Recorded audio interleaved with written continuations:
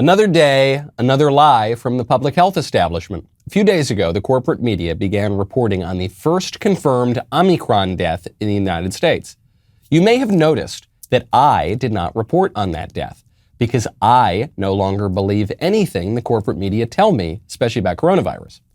And it turns out I was right not to believe them because, as the journalist Dan Cohen learned during a phone call with the Harris County Public Health Department, the story is complete BS. We've just confirmed the first death in the United States due to the Omicron variant in Texas. On Monday, Texas reported the country's first known Omicron death, a man in his 50s who was not vaccinated. We cannot confirm that the patient died from COVID, but we can say that he was Omicron positive at the time of his death. So he died with COVID, but you can't say that he died from COVID. Correct. This information comes from our epidemiologists, who are the ones who get the reports. They have to do a very meticulous investigation because, they do take this very much at heart. They're telling me that they cannot say that COVID was the absolute cause of death. If the public health officials could plausibly blame this man's death on COVID, they would. But they can't, so they're not doing that. But the media don't care about the truth, so they're running with it anyway. How long before people learn from those sage words of George W. Bush? Fool me once, shame on you. Fool me twice, well, the point is, you're not going to fool me again. I'm Michael Knowles. This is The Michael Knowles Show.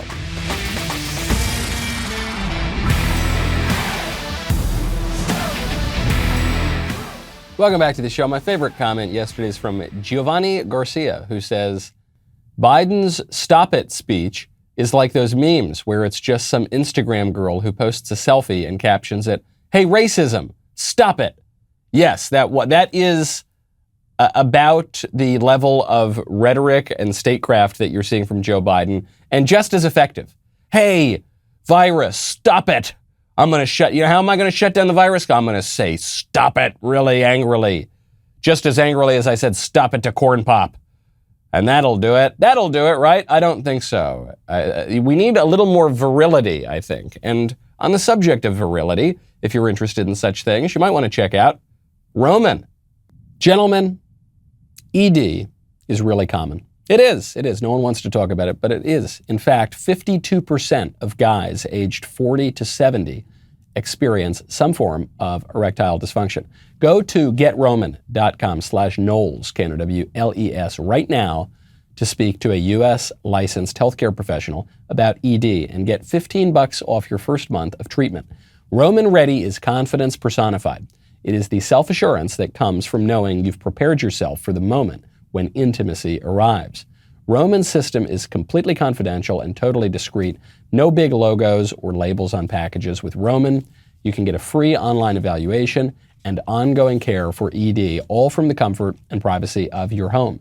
A U.S. licensed healthcare professional will work with you to find the best treatment plan. If medication is appropriate, it ships to you free with 2-day shipping. Getting started is simple. Just go to getroman.com/Knowles, Knowles, to complete an online visit. Go to getroman.com/Knowles today. If you're prescribed, get $15 off your first month of ED treatment. Make sure you're ready to have confidence and control this season. Roman Ready. Go check out Roman today. The first Omicron death in the United States. That's a lie. Even at the time, the more honest news sources were reporting that the man who died had other diseases, had other comorbidities. And so, anyone who can read between the lines would have realized, okay, that's what he died from. And he just happened to have Omicron. This is like the stories you heard in 2020 when a guy would get shot in the head, but he was listed as a COVID death because he happened to have COVID while some guy was shooting him. So that one debunked. You heard it from the horse's mouth. You heard it from the mouth of the Harris County Public Health Department. But we're all going to get Omicron. We're all going to get it. And so you're going to hear about a lot more Omicron deaths because people are still going to die of all the normal things that they die from. And a lot of people are going to have Omicron. And just because you die with Omicron does not mean you die from Omicron. There's a story just came out of Texas that the Omicron variant has been detected in nearly every Harris County wastewater treatment facility as the viral load is rising in downtown Houston. Basically every water treatment plant in the entire county has Omicron. Dr. Kayvon Mojarrad, he is the director of Walter Reed's infectious diseases branch. He has just said, quote, "With Omicron, there's really no way to escape the virus. You are not going to be able to avoid it.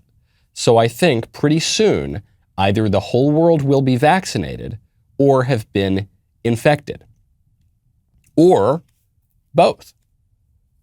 I'm just speaking anecdotally, but worth remembering that the plural of anecdote actually is data. I've got a ton of friends all over the country who have COVID right now. I guess it would probably be the Omicron. That's now the dominant strain in the United States, and it's apparently very transmissible, not very serious, not very life-threatening, but very transmissible. And probably most of the people who have gotten it are vaccinated. We all know people who have the vaccine, many of whom have booster shots, who still get it. Now, it's unbelievable. You're seeing the left in real time redefine vaccines. Bill Gates the other day said that the purpose of vaccines, not even just this vaccine, but the purpose of vaccines generally, is not to prevent you from getting viruses, but to mitigate the symptoms, which is obviously just complete BS. What are you talking about? We get the polio vaccine so that we only get a milder form of polio. Is that why we get it? We get the meningitis vaccine so that meningitis is not quite as severe when we get it. No, the vaccines are supposed to prevent you from getting the virus. And that's what we were promised in the early days of this vaccine. And then the vaccine failed and wasn't as effective as people told us it was. And so they just redefined what vaccines are. And they said, no, what are you talking about, you crazy anti-science conspiracy theorist? Vaccines were never supposed to prevent you from getting viruses. No, it's just supposed to possibly mitigate the symptoms. Oh, okay. Well, that's interesting. How far do you have to move the goalpost to get to that definition? It's like you're in a different football field now. You move those goalposts so far.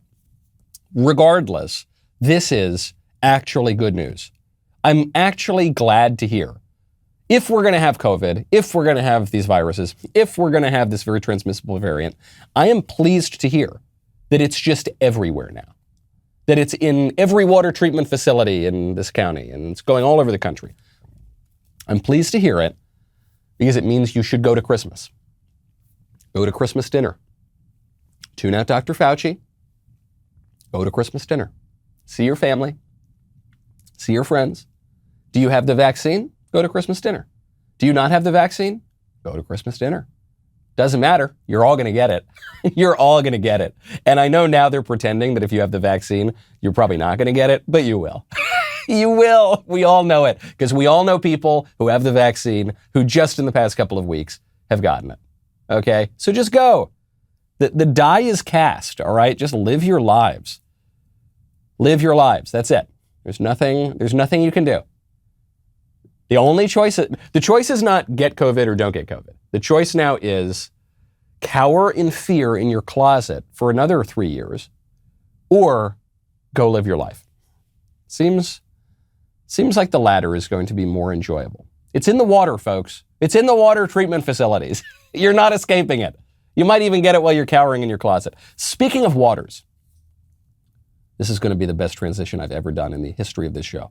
Speaking of waters, my friend Jesse Waters has gotten in trouble recently because Jesse Waters is a TV show host at Fox News. Jesse Waters was speaking at the Turning Point USA conference a week or so ago, and Jesse got in trouble because the left-wing media said he threatened to kill Dr. Fauci. He encouraged people to go out there and shoot Dr. Fauci in the head. When I read that, I thought, look, I'm not saying that Jesse Waters and I are bosom buddies, but I know the guy a little bit. I don't think he's the sort of fella to do that. Said, let me go find the speech. And you'll notice that all the left-wing networks that are pushing this, none of them are showing you the actual speech. So I thought, okay, there's the dead giveaway. He didn't really say that. Take a listen to what Jesse Waters actually said. You got to ambush a guy like Fauci, okay? This is how you do these ambushes, like O'Keefe. You got to be respectful, because they'll turn the tables on you and you can't have it blow up in your face. So if you see Fauci out and about and you know he's coming to town, this is how you approach, okay? Keep a little document in your pocket, all right? This is the grant that funded the research. It's in your pocket. Not even Rand Paul has been able to get in his face and point with the grant in his face. So then he's in trouble. Now you go in for the kill shot. The kill shot with an ambush, deadly, because he doesn't see it coming. This is when you say, Dr. Fauci, you funded risky research at a sloppy Chinese lab, the same lab that sprung this pandemic on the world. You know why people don't trust you, don't you? Boom! He is dead! Okay. Does anyone watching that clip believe that Jesse Waters is encouraging people to go out and shoot Dr. Fauci in the head? No, he's obviously speaking rhetorically. He's obviously speaking metaphorically. Right? He's saying, here's the ambush. The ambush is not throwing a net on him or tackling him. The ambush is, hey, I've got this document. And then here's the kill shot. The kill shot is not a bullet to the head. The kill shot is, you funded this risky research at a filthy Chinese laboratory that then had a virus escape. And okay, fair enough. Well, the left is going bonkers with this. They think this is an opportunity to take out a conservative TV host. And so not only is CNN talking about how awful this is, and not only are the left-wing media, Dr. Fauci himself is saying Jesse Waters should be fired. Now, speaking of Americans keeping their jobs, Good Ranchers is a wonderful, wonderful way to support American ranchers and get great meat. This Christmas, give your friends and family the gift of meat. Do it. This is great. Good Ranchers, you will be able to get a box of 100% American meat that is steakhouse quality. GoodRanchers.com. They got a variety of boxes to give to your friends or to try for yourself. Giving a gift to numero uno this season. Choose the Ranchers Classic for the perfect combo of high-quality beef and tender chicken, or go with the Cowboy. That way you will have the ultimate steakhouse experience with Black Angus ribeyes, Wagyu burgers, and more. Get $20 off and free shipping on your order with the code Knowles, Knowles, at checkout. You know, with Good Ranchers, you are not going to find this kind of high-quality beef for this price anywhere. The value per penny ratio here is out of control. And for some people, having steak is like a real splurge. That certainly was when I was a kid. Well, Good Ranchers makes it such that you can have beef and steak a little more regularly. Really top quality stuff. So get your Good Ranchers box or gift card today. 'Tis the season for open hearts and full stomachs. Give Good Ranchers with my code Knowles, Knowles, for $20 off and free shipping. GoodRanchers.com/Knowles. Use code Knowles at checkout to take advantage of this special Christmas offer. Go check out Good Ranchers today. Dr. Fauci is horrified by the suggestion made by Jesse Waters that people should confront him over his funding of the Wuhan research facility. And so Dr. Fauci says Jesse Waters needs to get fired. Well, John, that's horrible. I mean, that just is such a reflection of the craziness that goes on in society. The only thing that I have ever done throughout these 2 years is to encourage people to practice good public health practices, to get vaccinated, to be careful in public settings, to wear a mask. And for that, you have some guy out there saying that people should be giving me a kill shot to ambush me. I mean, what kind of craziness is there in society these days? That's awful that he said that. And he's going to go very likely unaccountable. I mean, whatever network he's on is not going to do anything for him. I mean, that's crazy. The guy should be fired on the spot. Should be fired on the spot. There's only one person in this situation who should be fired on the spot, who should have been fired on the spot a very long time ago. That would be the guy who has run the infectious diseases branch of NIH for 7 presidents. The guy who screwed up AIDS, who engaged in extremely risky, illegal at one point, research into gain of function research, and then who screwed up the entire response to the pandemic. That would be Dr. Anthony Fauci. He should be fired. He should be fired. He should very likely be prosecuted, at least for perjury. Don't forget, he perjured himself while he was testifying before the Senate. He said that he didn't fund gain of function research, and he did, and we have all the evidence that he did. And he should be banished to St. Helena. Okay, I know people are going to say that's too far. No. Fired, for sure. Prosecuted, for sure. Banished to a far-flung island where he can never exert his terrible political influence again. Probably, at least. I'm all for it. That might be a harder pitch to some people, but I'm all for it. And as Fauci predicted, Fox News is sticking by Jesse Waters. I think that's great. I think it's really great that Fox News is sticking by one of their on-air personalities when his comments were taken completely out of context by leftist Democrat operatives. I think that's really that's good to see. Maybe a little surprising these days, but it's good to see. I'm glad that Fox did that. So good job, Fox. That's great. Glad that Jesse Waters is going to make it. Speaking of killing, there is a possible hung jury in the trial of Kim Potter. I haven't followed this all that closely. I suspect a lot of people have not followed this trial all that closely.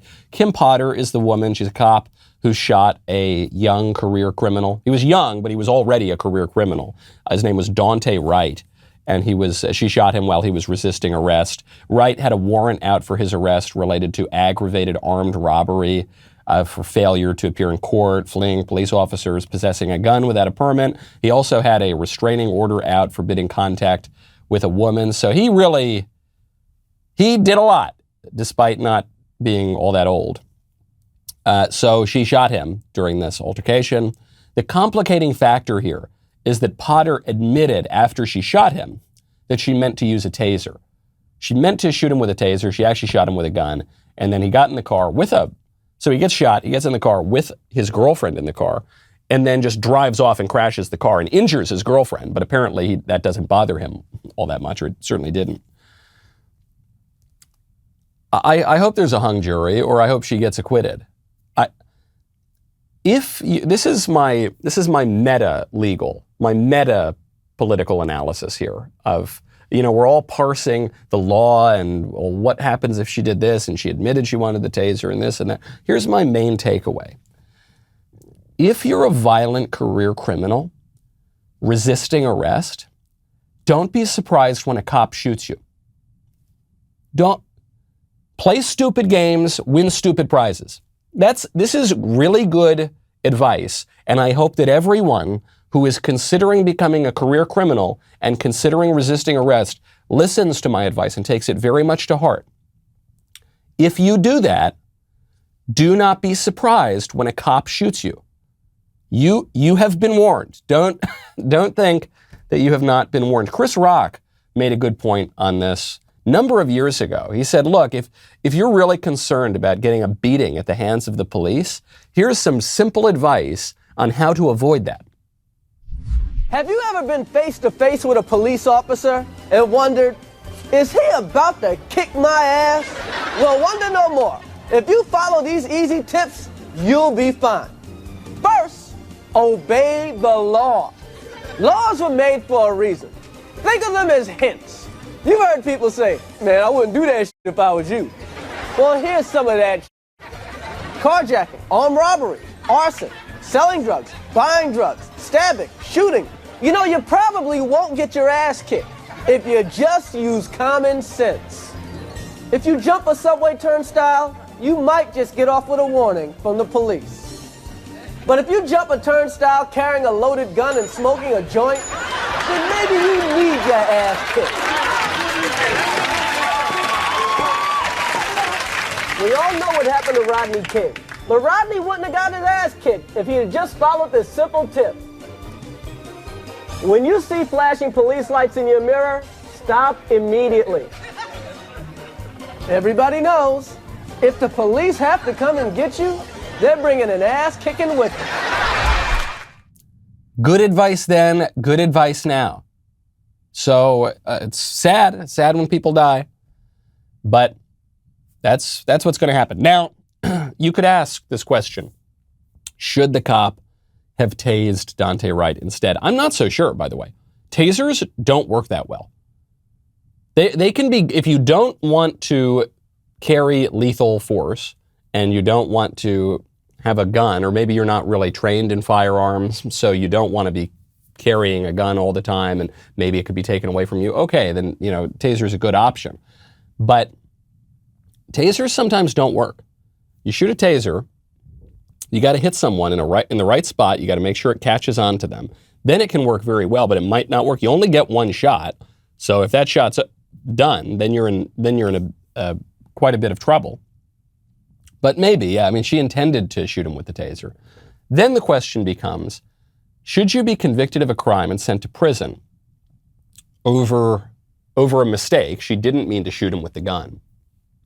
And should you do that after you've served a long time as a cop, when you used more force than you intended to use on a violent career criminal resisting arrest, but maybe not more force than you could have been permitted to use? And I think not. I hope she gets off. Maybe she shouldn't be a cop anymore. Maybe she should receive some kind of professional punishment. Maybe she should be assigned to desk duty or kicked off the force, maybe. But to send her to prison, that's insane to me. That's insane to me. And it, I think, has much more to do with our idolatry of violent criminals and our embrace of insane racial narratives in America than it does with what this woman actually did. Of course, well, we want to follow just authority, and it's good advice to do that when you get pulled over by a cop. Don't act out, just kind of be polite and go along with it, and you'll probably be just fine. You don't want to follow unjust authority. There is a viral video. I guess it's a comedy video. It's not exactly Dangerfield, but it's I guess it's supposed to be comedy about how we should just do whatever Fauci tells us to do. I've just had my third shot. A booster, they call it. How many more are they going to make us get? Don't know, don't care. Because I, like you probably, understand there is a global pandemic, and people much, much smarter than you and me have decided this is the best plan of action to avoid lots more people dying or cluttering up hospital hallways. You and I, we're doing our part by getting one more little prick and not being one. And not being one. So just do whatever Fauci says, even though Fauci's contradicted himself at least half a dozen times during this epidemic. Just whatever he says at this moment, do that, because these are people who are much smarter than you and me. Listen, buddy, I'm not disputing the fact that these people are much smarter than you. But just because they're smarter than you does not mean they're smarter than me. And it doesn't mean that they're smarter than the rest of us. I don't think that our ruling class is smarter than a lot of Americans. I don't think that Dr. Fauci is smarter.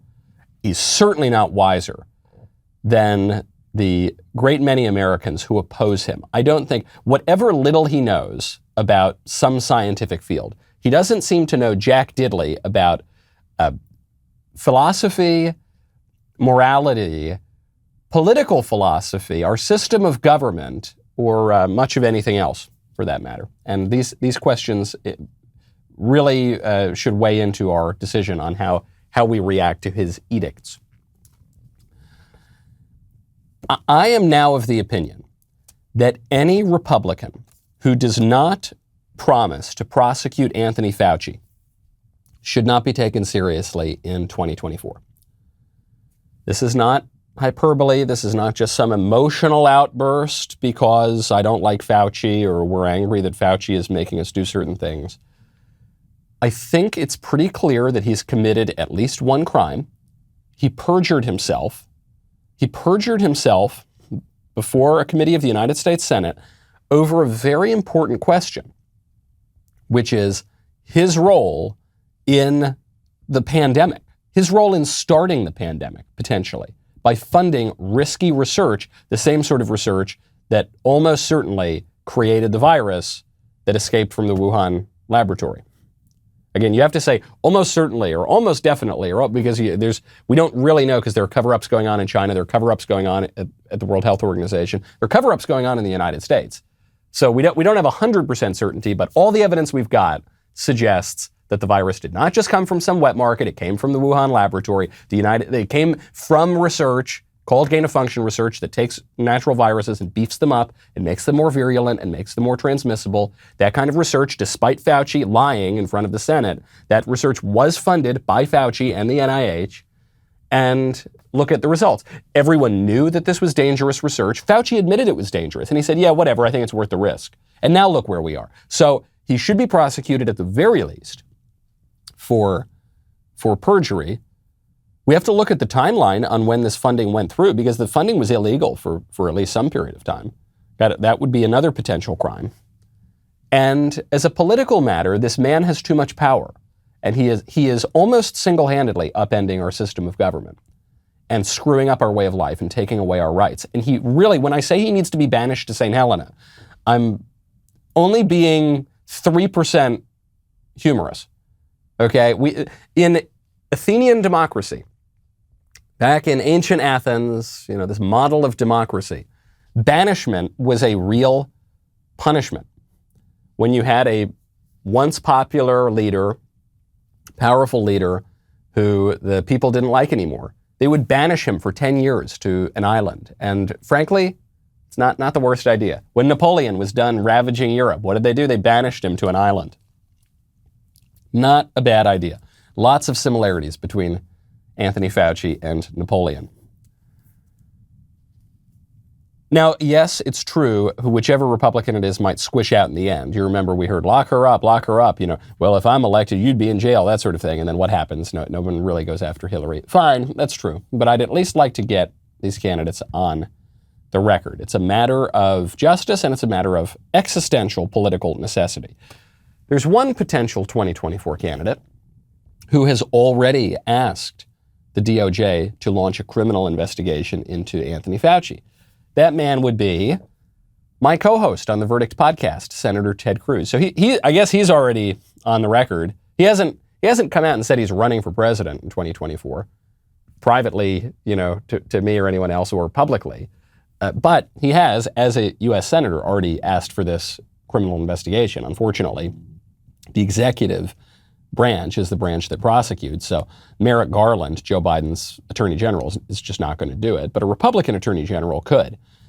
And Ted Cruz might be running for president in 2024. There was a young interviewer. This kid is a teenager from the Truth Gazette, and he's gotten some pretty big names to interview. So one of them is Ted Cruz, and the kid asked him, hey, are you running for president in 2024? And I think basically for the first time, Cruz said, very possibly.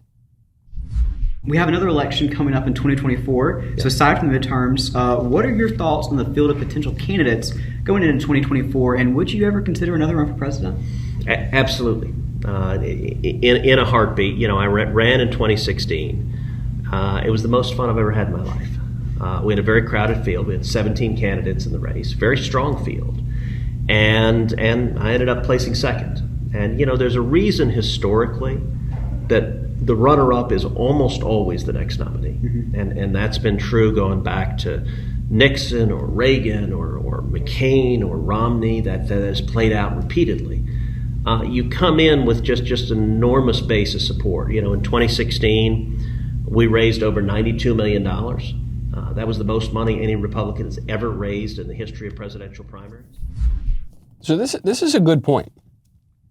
And it's one that had not occurred to me for a while, but the runner-up does tend to be the next nominee. So this puts Cruz in a pretty good position for 2024. Now, the complicating factor is Trump, because Trump only got one term, and he has indicated his interest in running again, although it's not clear if he really wants to run again or if he just wants to be a kingmaker, or if they would even let him win, if the establishment, the ruling class would let him win if he did run.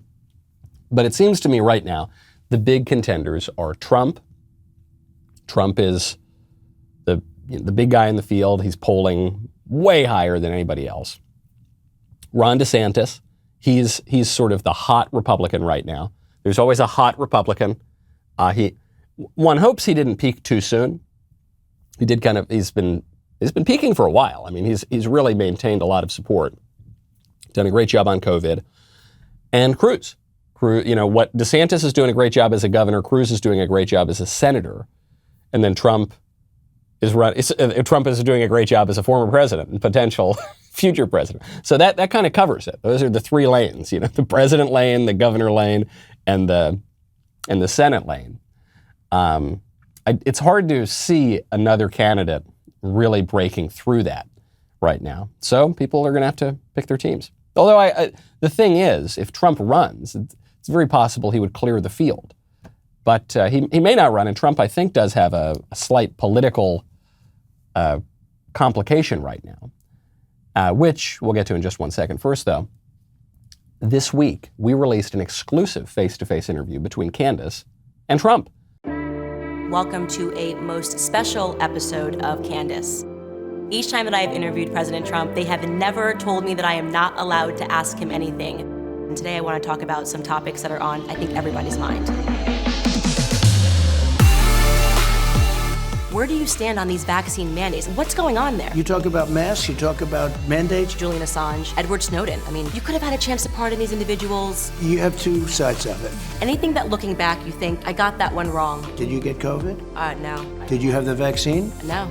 No kidding, I'm very impressed with you. Alec Baldwin, is he gonna get arrested? I think he's crazy. This is the toughest question I could possibly ask you. Tell me one good thing Joe Biden has done in office. She's done this before. Right? He is completely unscripted. It's one of the things that fascinates me about him. What you see is exactly what you get. All right, Mr. President. And it's pretty great. The interview is streaming exclusively to members at dailywire.com, so head on over to dailywire.com/subscribe to join today and start watching. If you want to show your support for truth seekers like Candace, head on over to yeswecandace.com. Pick up some terrific Candace merchandise. Ben also has a new show. It's called The Search. You really got to check it out. His good friend Jordan Peterson is the first guest to join him. It's great. You can just be a fly on the wall on their conversation when they're in a coffee shop. Head on over to dailywire.com/subscribe. We'll be right back with the mailbag.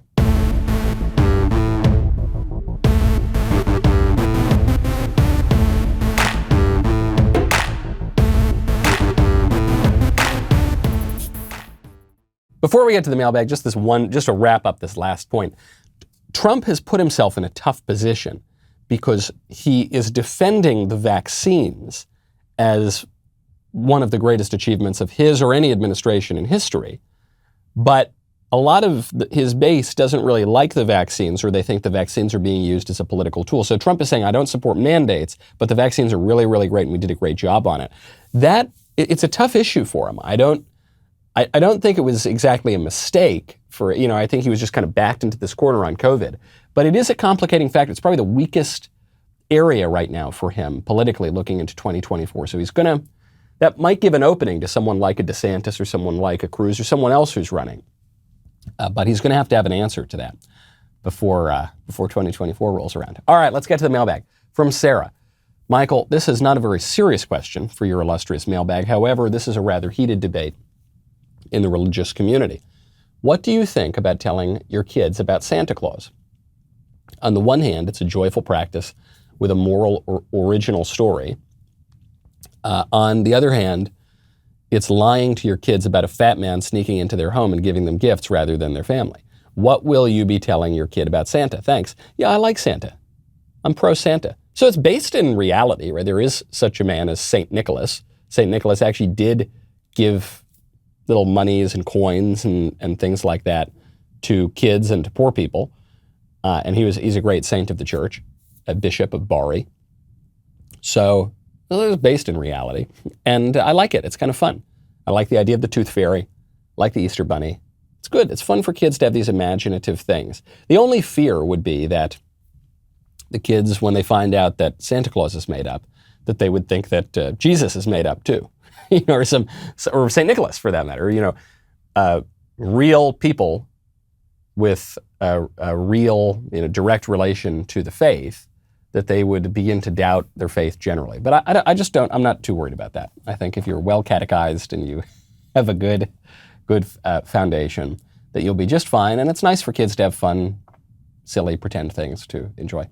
From Liam, dear connoisseur of covfefe, I've written into the mailbag before with political, philosophical questions, but now I seek your famed relationship advice. I met a girl on a dating app. She's from a foreign country, and we both have conflicting work schedules, so it's been hard to communicate with each other. However, from how well I've been able to get to know her, well enough at least to be sure I'm not being catfished, I really like her. We're both unwilling to take the Fauci ouchie, and because of Brandon's travel restrictions on the unclean, it would be difficult for us to meet in person. My heart tells me to go get the girl, while my brain says it's impossible, and that even if it were possible, it wouldn't be worth the difficulty, being that I don't even know her that well. What is your advice? My advice is that you don't know the girl, really at all. You've exchanged messages. She's, and apparently not even all that frequently or regularly, because your schedules are completely opposite and you just met on a dating app and she's on the other side of the world. And often people mistake infatuation with love. Infatuation is similar, it produces similar feelings, but it's not grounded in reality. It may well be the case, because you, as you say, you don't know this girl very well, that you are in love with a fictional image that you have made of this girl. Really, you're just in love with your own desires that you are projecting onto this girl, rather than the girl herself. And this can be intoxicating because she's the woman of your dreams, because she literally is the woman of your dreams. She is a figment of your imagination. The only caveat, it may well be that she's a great girl. It may well be that she really is the love of your life. I don't know. I guess keep talking to her.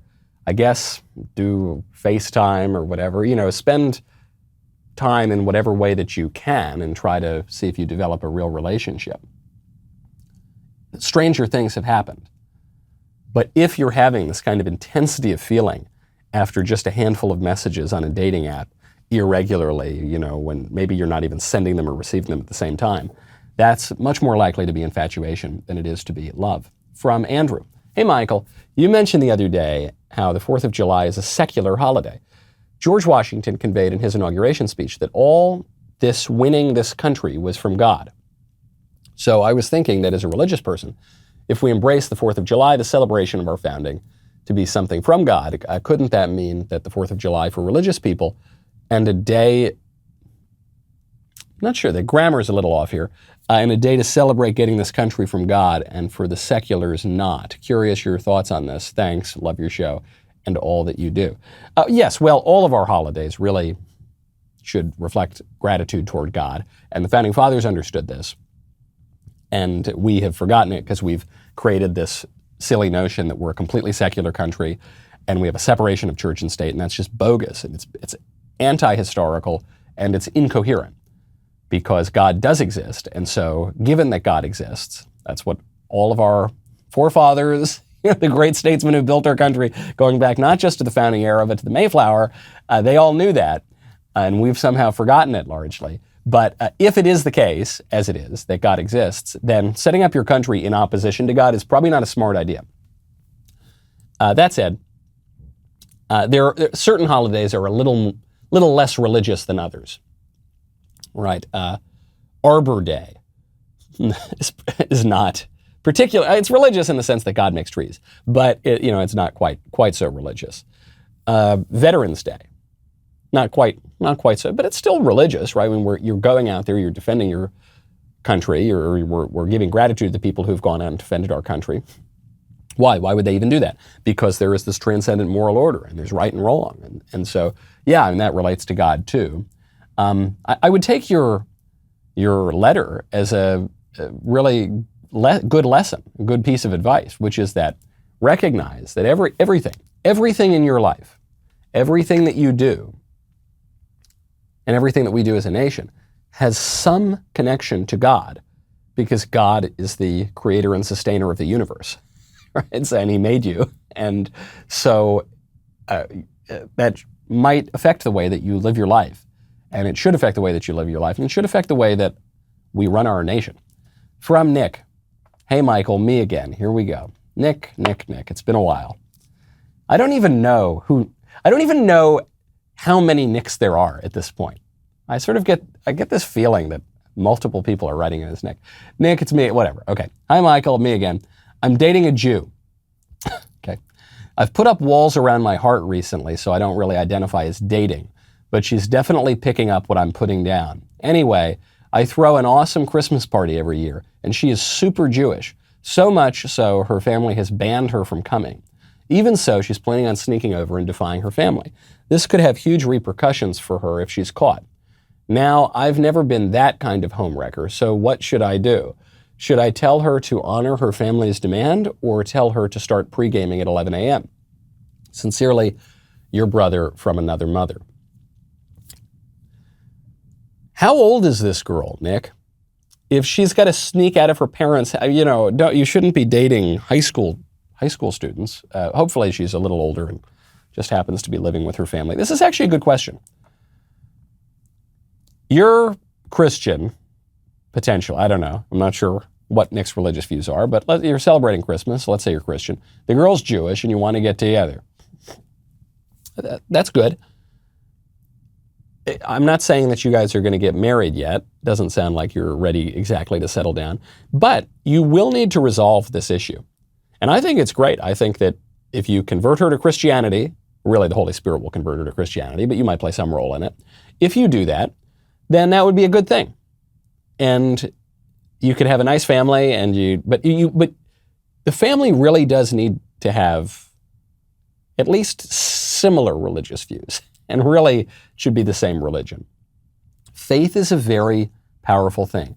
Even if you don't believe it to be a powerful thing right now, even if you're one of the people who thinks, oh, come on, I'm agnostic. I'm not an atheist. I'm spiritual, but not religious. Oh, I don't care about all these distinctions between religions and denominations. And, it's like, whatever, man. Come on, who cares?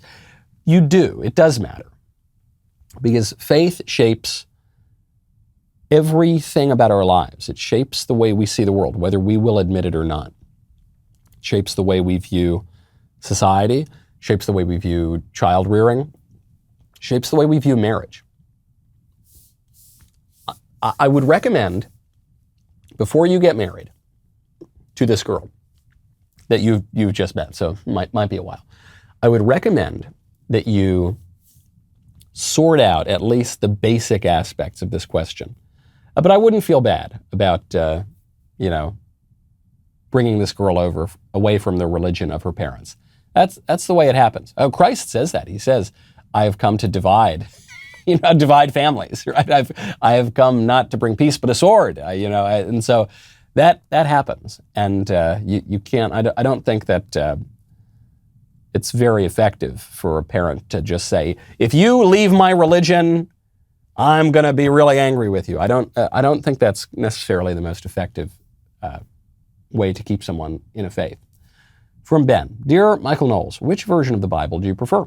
I've heard good things about the New American Bible and bad things about the King James Version, and was wondering which version provides the best reading of the Bible. The King James Version is one of the most beautiful works of English ever composed.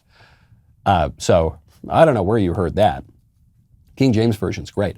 I tend to favor the Revised Standard Version, Catholic edition. So you got to remember, the Protestant Bible took out a bunch of books, so you won't get as many books in the Protestant Bible. But so I would recommend a Catholic version. The Douay Rheims I would really recommend is great. But in terms of just going to spot check different verses and things, I usually use the RSV-CE. From John. Since we will not be hearing from you until 2022, what are a few of your resolutions for the new year? Thanks. One of them is to engage in just a very small amount of exercise regularly. I don't want to go become Arnold Schwarzenegger. I don't want to ever go on a run. That does not interest me in the least. I don't want to put on latex, whatever like suits to go on long bike rides or on a run or so. That's ain't me, dog. But I do have this wonderful Echelon exercise bike, this stationary bike in my home.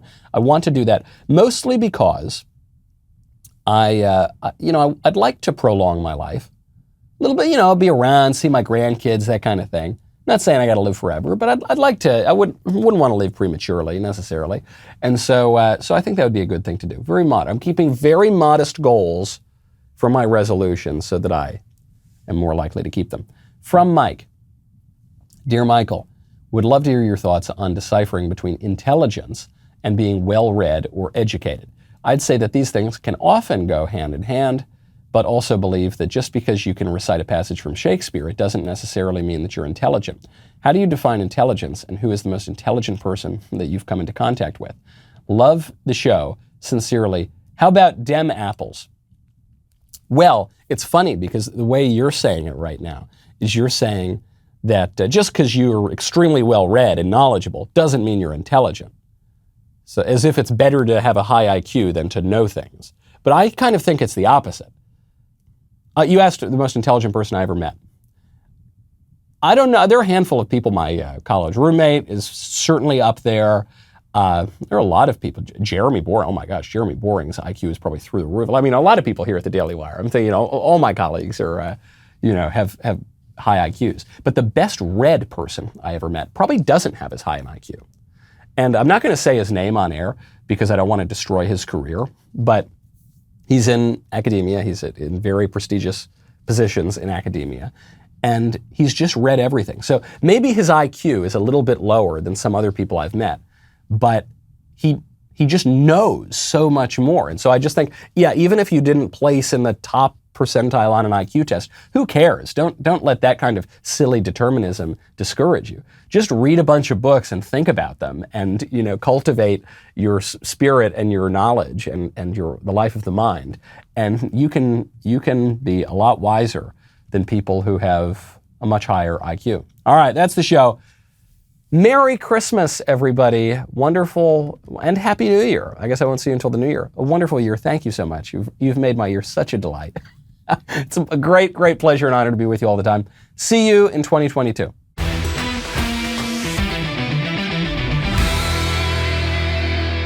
The Michael Knowles Show is produced by Ben Davies. Executive producer, Jeremy Boring. Our technical director is Austin Stevens. Supervising producer, Mathis Glover. Production manager, Pavel Vidovsky. Editor and associate producer, Danny D'Amico. Associate producer, Justine Turley. Audio mixer, Mike Coromina. And hair and makeup by Cherokee Hart.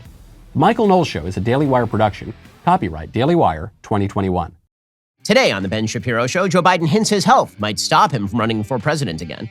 The facts are out on Omicron, they cut against panic, and a Democratic congresswoman is mugged by reality. That's today on The Ben Shapiro Show. Give it a listen.